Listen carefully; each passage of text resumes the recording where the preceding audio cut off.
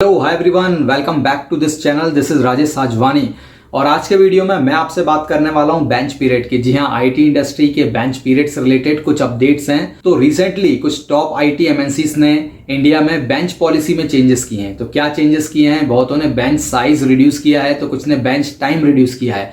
तो कौन कौन सी कंपनीज हैं, क्या न्यूज हैं, सारी आपके साथ शेयर करने वाला हूं। प्लस मैं आपके साथ शेयर करूंगा कि इस बेंच पॉलिसी के चेंज होने से क्या इंपैक्ट पड़ेगा आईटी इंडस्ट्री पर, एम्प्लॉयज पर, उनकी जॉब सिक्योरिटी पर। तो कौन कौन से एम्प्लॉयज जो हैं वो हाई टारगेट पर रहेंगे, जिनका ले ऑफ हो सकता है, और बेंच पीरियड पर रहना कितना डेंजरस हो सकता है। अब ये सारी चीजें शेयर करूंगा। Let's begin the video. तो स्टार्ट कर लेते हैं इस बैड न्यूज के साथ ही।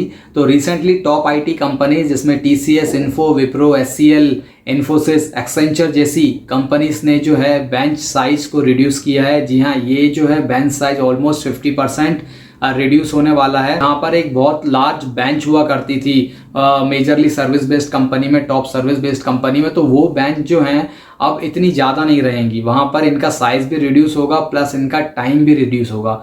तो ये हुआ क्यों है? ये हुआ है मार्जिन प्रेशर की वजह से, स्लो रेवेन्यू ग्रोथ की वजह से, राइट। तो यहाँ पे ये प्रेशर है मार्जिन का, रेवेन्यू स्लो है, तो कंपनी को यहाँ पे कॉस्ट कटिंग करने के लिए जो है बेंच को टारगेट करना पड़ेगा। तो जो बेंच पॉलिसीज हैं उनमें चेंजेस हुए हैं।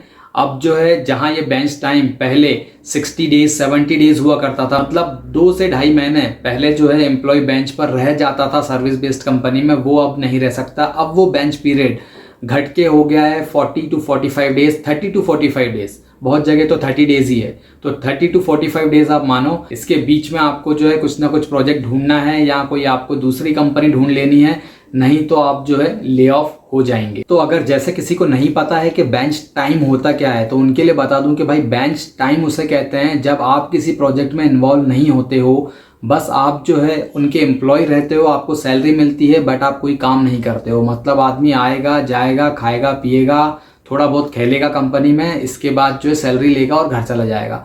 तो इसको कहते हैं सर बेंच टाइम, राइट। इसमें जो है आप वेटिंग पीरियड में रहते हो। इसमें आप एक रिजर्व एम्प्लॉय की तरह रहते हो कि एक जो है रिजर्व एम्प्लॉय हैं, इनको रखा हुआ है, होल्ड किया हुआ है। जैसे ही प्रोजेक्ट जो पाइपलाइन में हैं वो सारे प्रोजेक्ट एक्टिवली आ गए तो इन्हें एक्टिवली असाइन कर दिया जाएगा। अदरवाइज ये वेट करते रहेंगे इस टाइम तक, राइट। तो नॉर्मली ये टाइम जैसे मैंने आपको बताया कि 60 डेज था, 70 डेज था। पीपल यहाँ पे वेट करते थे। बहुत बार जो है इसमें उनको दूसरी जॉब भी मिल जाती थी या कुछ असाइनमेंट भी मिल जाते थे।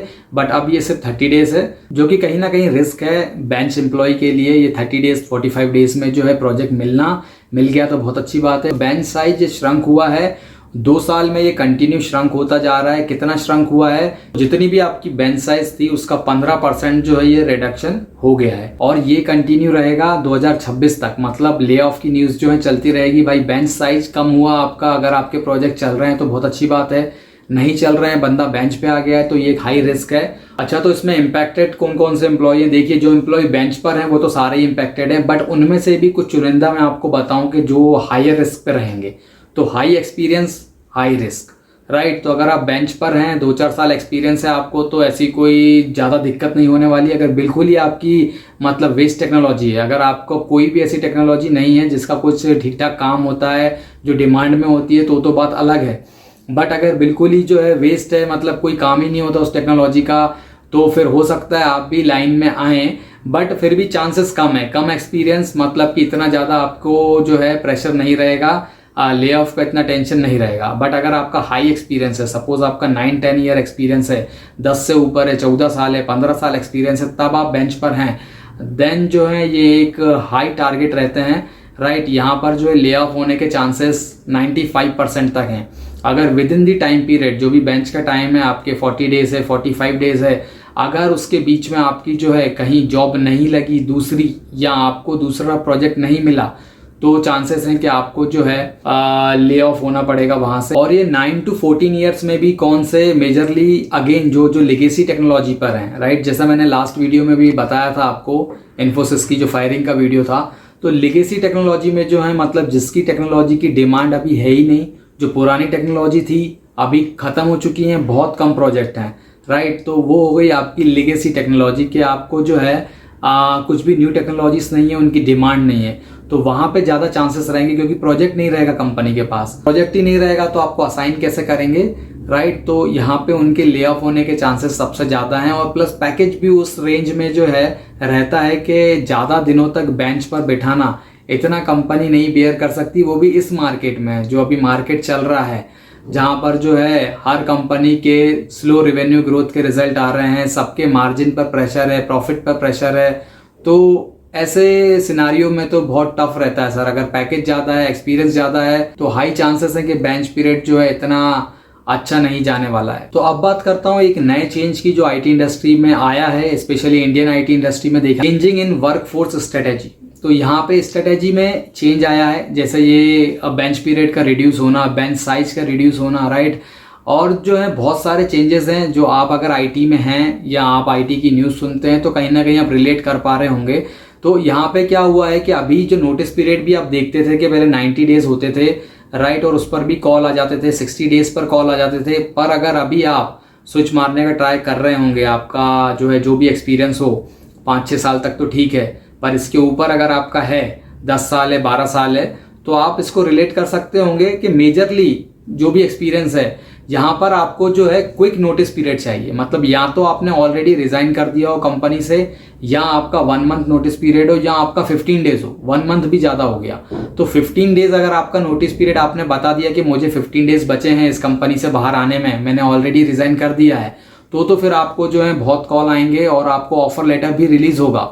बट अगर आपका जो है नोटिस पीरियड आपने कह दिया मेरा 2 महीने है या 3 महीने है, तो चांसेस आर देयर कि आपका इंटरव्यू भी नहीं होगा, और हो सकता है कॉल आएंगे, इंटरव्यू हो जाए, पर आपको इतना एंटरटेन नहीं किया जाएगा क्योंकि आपका नोटिस पीरियड जो है बहुत ज़्यादा है। और यहीं पे स्ट्रेटेजी चेंज है, यही स्ट्रेटेजी चेंज की मैं बात कर रहा हूँ कि यहाँ पे स्ट्रेटेजी चेंज क्या हुआ है कि इतना ज़्यादा वेट नहीं करना है एम्प्लॉय के लिए, जो है 2 महीने 3 महीने वेट नहीं करना है, राइट। इतने में क्या होता था, बंदे को 2-3 ऑफर और आ जाते थे, फिर वो काउंटर ऑफर देता था, राइट। तो ये ऐसा खेल चलता था। बट अभी क्या है कि आपको ऑफर रिलीज ही होगा जब आपका एग्जिट डेट आ जाएगा बहुत पास में, या तो आपका 1 वीक पास आ जाएगा, या आपका 2-4 दिन बचे होंगे एग्जिट डेट के, उस टाइम पर आपका ऑफर लेटर रिलीज होगा, राइट। भले ही वो रिक्रूटर जो है डेली आपसे कनेक्ट करेगा या हर 2 दिन में आपको कॉल करके पूछता रहेगा, एक कनेक्ट रहेगा आपसे, ऐसा छोड़ेगा नहीं, कनेक्ट रहेगा, बट ऑफर लेटर रिलीज नहीं होगा। आपका ऑफर लेटर आपका जो है एंड में ही रिलीज होगा, जब आपको एग्जिट डेट में बहुत कम टाइम बचा हो, आप बिल्कुल लास्ट पे आ गए हो। तो ये एक स्ट्रेटेजी चेंज है, इसी का ही पार्ट ये बेंच भी है। अभी आपने देखा होगा कॉन्ट्रैक्टर कॉल्स भी ज़्यादा आते हैं क्योंकि ये बेंच रिड्यूस हुआ है, तो कॉन्ट्रैक्टर वाले कॉल्स बढ़ गए हैं, राइट। कोई भी कंपनी अभी, स्पेशली जो सर्विस बेस्ड कंपनी है, अभी जैसे ये न्यूज़ भी चल रही है, तो इसमें ये नहीं चाहते हैं कि आपको 2-2 महीने तक जो है सैलरी दें, इसके बाद फिर प्रोजेक्ट असाइन हो। इससे बेटर है कि कोई कॉन्ट्रैक्टर हायर कर लिया जाता है और फिर कॉन्ट्रैक्टर से जो है इसके बाद वो डायरेक्टली जो है अपना वर्क करने लगता है प्रोजेक्ट पे, और जैसे ही प्रोजेक्ट फिनिश हो जाता है तो वहाँ से वो आउट हो जाता है। उसमें इतना नोटिस पीरियड भी नहीं रहता है कि आपको पूरा नोटिस पीरियड जो है फॉलो करना, क्योंकि कॉन्ट्रैक्टर है, दूसरी कंपनी से आता है। और बहुत सी कंपनीज तो सर्विस बेस ऐसी मिड साइज की या स्मॉल साइज की रहती हैं जिनमें जो है क्लाइंट बेस पर, प्रोजेक्ट बेस पर ही आपका नोटिस पीरियड डिपेंड रहता है। जैसे ही आपको उस क्लाइंट ने बाहर निकाला, मतलब आपका जो प्रोजेक्ट था वो किसी क्लाइंट पर था, वो ख़त्म हुआ, नेक्स्ट डे आपका जो है उस कंपनी में भी एंड है। जो आपकी छोटी सर्विस बेस्ड कंपनी होगी वहाँ पे ऐसा बेंच पीरियड नहीं रहता, मैक्सिमम आपको 15 दिन दे देंगे ज़्यादा से ज़्यादा। ऐसा नहीं रहेगा कि 40 डेज, 45 डेज, 60 डेज, ऐसा नहीं रहता। तो ये एक जो है टाइप का स्ट्रेटेजी चेंज है जो मैं देख रहा हूँ अभी। आई होप आप भी इसको रिलेट कर पा रहे होंगे। अगर ऐसा ही कोई ने जो है फील किया, ऑब्जर्व किया, तो प्लीज़ मुझे कमेंट बॉक्स में मैसेज करके बताइए। और अभी जीसीसी कॉन्सेप्ट भी आ गया है, ग्लोबल कैपेसिटी सेंटर।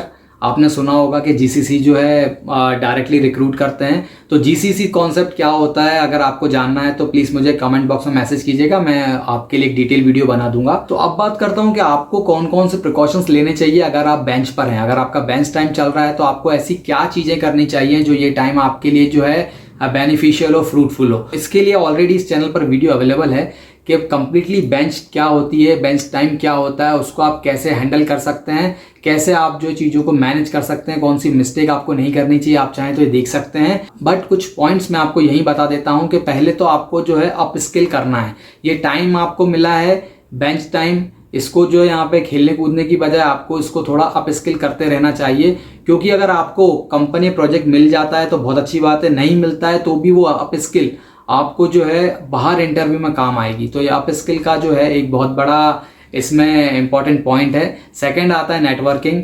नेटवर्किंग आपकी जो है कंपनी में होनी चाहिए, क्योंकि वो आपको दूसरे प्रोजेक्ट दिलाने में हेल्प करती है। अगर आपका कोई दोस्त है 3-4 प्रोजेक्ट्स में है, तो हो सकता है उस प्रोजेक्ट में सेम टेक्नोलॉजी में आपके लिए ओपनिंग हो, या वो बोल सकता है अपनी टीम में कि एक बंदा है, आप चाहें तो उसे ट्राई कर सकते हैं, ले सकते हैं। तो यहाँ पे आपको नेटवर्किंग कहीं ना कहीं काम आती है। बाहर तो नेटवर्किंग काम आती ही है, अंदर भी नेटवर्किंग काम आती है। Stay informed about market. आपको मार्केट के बारे में इन्फॉर्म रहना है कि बाहर चल क्या रहा है, कौन सी ऐसी टेक्नोलॉजी चल रही है जिसकी बहुत ज़्यादा ओपनिंग है, जिसकी ज़्यादा बूम है।